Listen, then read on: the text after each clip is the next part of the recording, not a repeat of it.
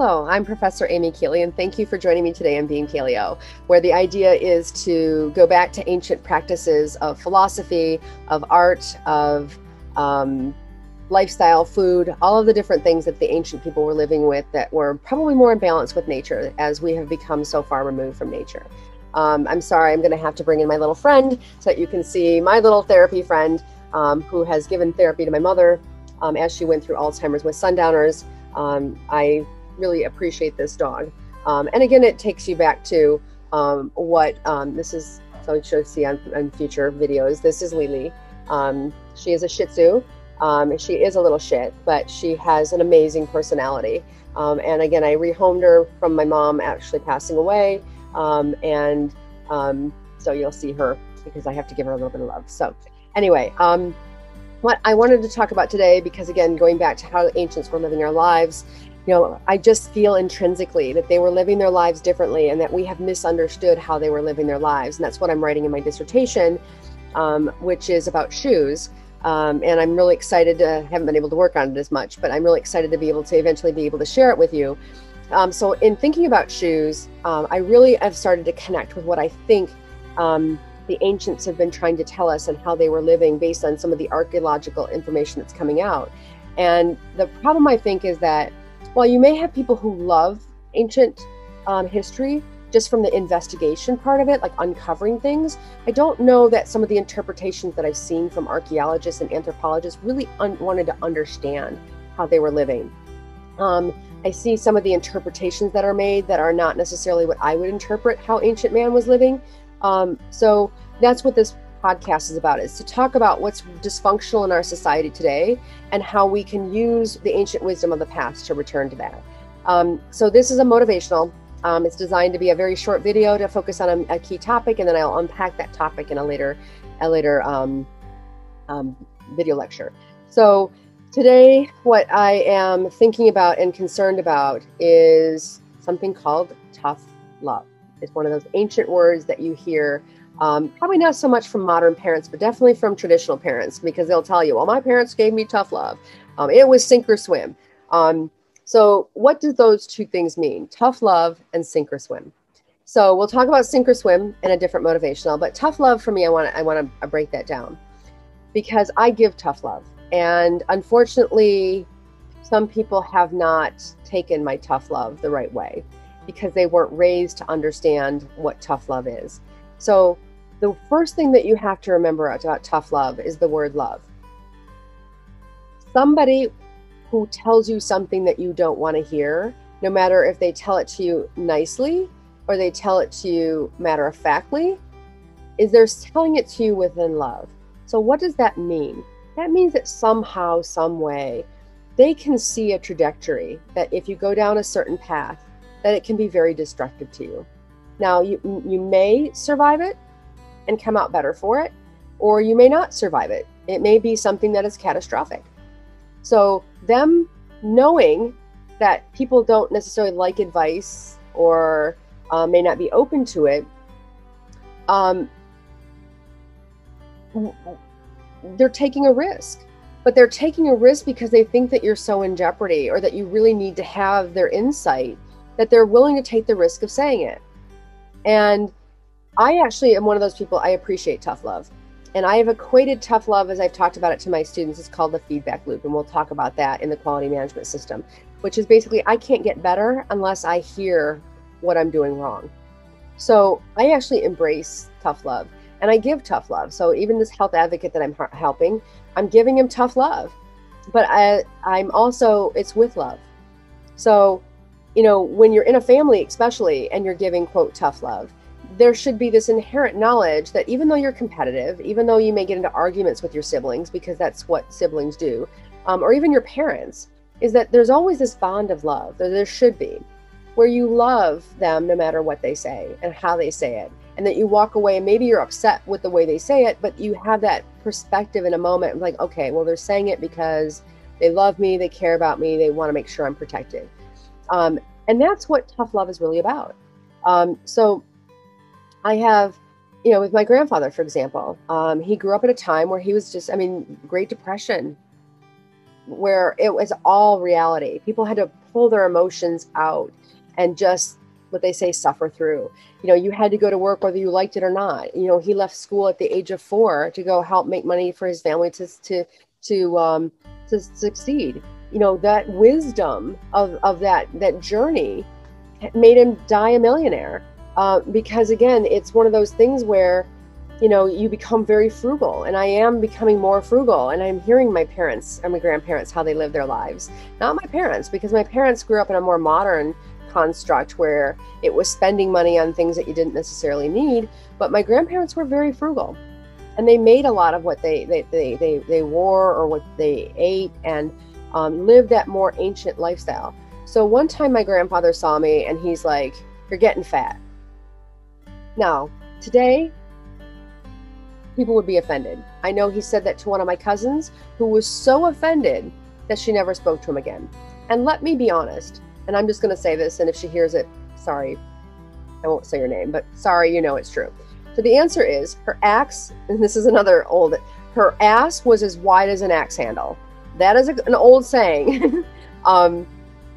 It's as wide as an axe handle. That means you're hefty, you're big, you're fat, you're obese, everything, your BMI score is way high, but the answer is that he wasn't lying. It was matter of fact. And if that abrupt way of saying it, so not even just what he was saying, but how he said it, if that was such a shock that you were like, oh, somebody says I'm fat, shouldn't be to be offended and take it out on that person, because the answer is you are fat. The reality is, you step on the scale, you're fat. The answer is to use that as a shocking system to go and get thin, because fat can also mean unhealthy. It doesn't always mean unhealthy. Like, I'm overweight, but I'm not unhealthy.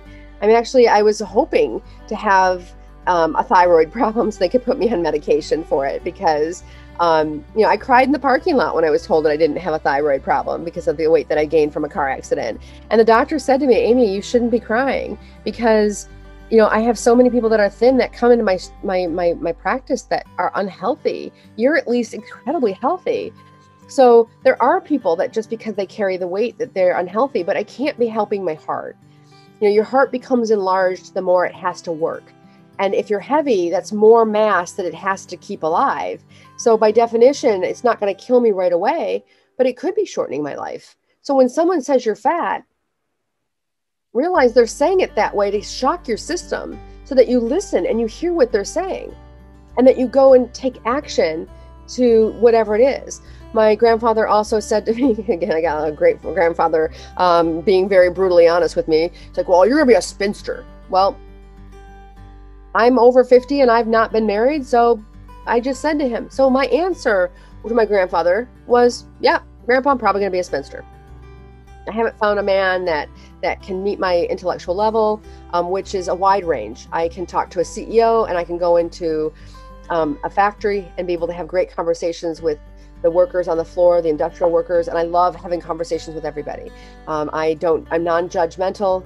As I said in a couple of other videos, I literally don't judge. I have my opinions or my comments, but that's not ever going to make me think less of a person or not engage with that person. So I cannot like you and still engage with you, and I can like you and engage with you, because I can separate out the two. I can separate out you in business, for example, and the stupid decisions that are being made, from you as a person, as an individual that may be a great guy or girl, in a social setting. I can separate out the two. But unfortunately, in today's society, we don't have that practical and rational thought to remove emotions. And that's where I think becoming a marketer, which is like a clinician in observational studies and focus groups, where I'm watching details very closely. And where did that come from? Like I said, it came from my mother beating me. And I know that now the perspective is, I know that she was under an enormous amount of pressure. And I was a mouthy kid that was very strong-willed, and she raised me to be strong-willed, but she didn't understand when you raise a child to be independent, because I want my daughter to be independent. What does that mean? That means you've raised a child to be completely different from you. And they're going to act and respond differently.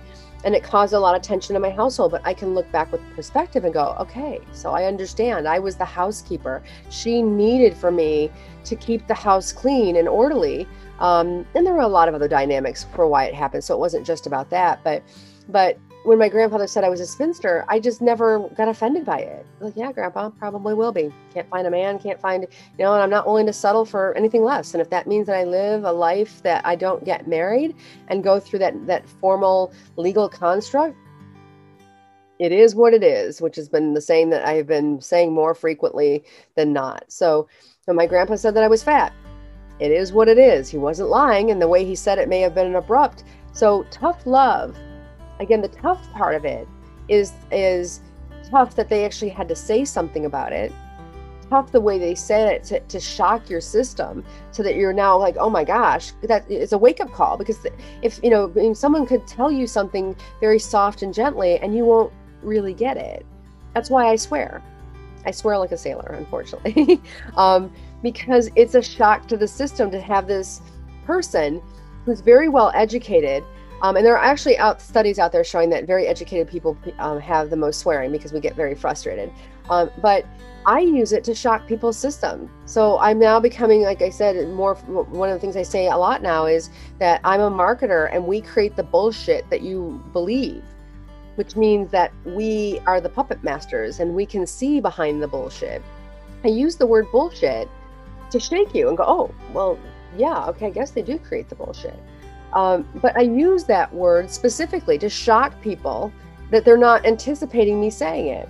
So tough part of tough love is tough. Like, I really shouldn't have to say it. I really don't want to say it, but I'm really going to have to say it because I don't want this person to die or become harmed by it. But I'm doing that toughness with love. So I have lost relationships with my nieces, all because I said something which I felt was very gently. My friends who I positioned it to thought it was a very gentle comment, but my brother is a modern parent, and my daughter is, my niece, who I treated like my daughter, as you would want your family to do. That's the ancient practice of treating your children and your grandchildren as if you would treat them your own.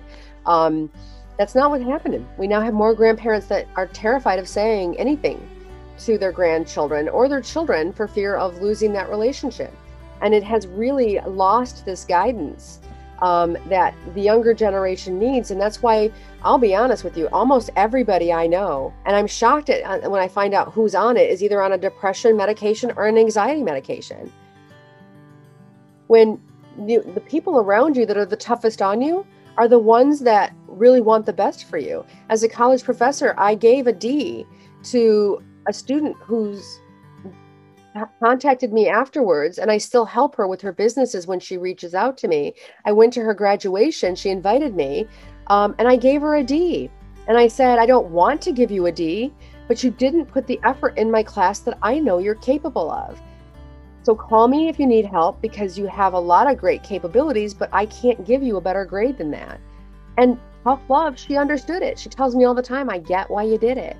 I wasn't present for your class. I didn't do the homework. I didn't do the assignments. And yeah, I guess you're right. You should have given me a D. So again, applying practical, rational thought versus emotion. There's a time when to get emotional, and there's a time not to get emotional. And when somebody's giving you tough love, and in this case, it may be your grandparents, it could be certain parts of the government that are saying, hey, listen, we've gone too far this way. We see this trajectory outcome. We have to come back towards the middle, or we don't serve all parties in our government. In our nation. When you push your agenda on somebody because you think it's right, you're pushing a morality on somebody that may not be their morality. And you're impinging upon their right to, let's say, freedom of religion. You can't do that. So tough love is somebody telling you that you can't do that. And even though you think it's right, that is your opinion. And your opinion doesn't supersede the right of the individual. So there's a balance in everything. And again, when you think about what tough love is the tough part is having to say it and know that you could offend and lose somebody, but that you can't not say it because you love them.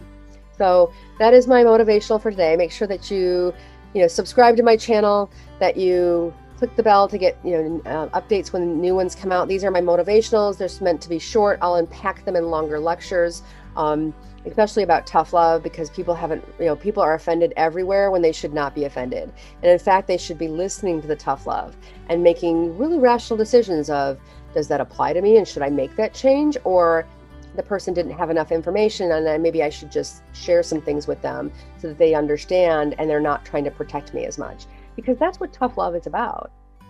Tough love is trying to protect somebody or give somebody some information that they don't want to hear. It's not to hurt them, it's to protect them. So look at it differently when you get some advice that offends you. Stop yourself for a moment, pause, and say, is this person trying to be vindictive? Because that's what your first thought's going to be. And the second one is, or is this tough love? Are they telling me something that is really going on that I need to look at objectively and think about?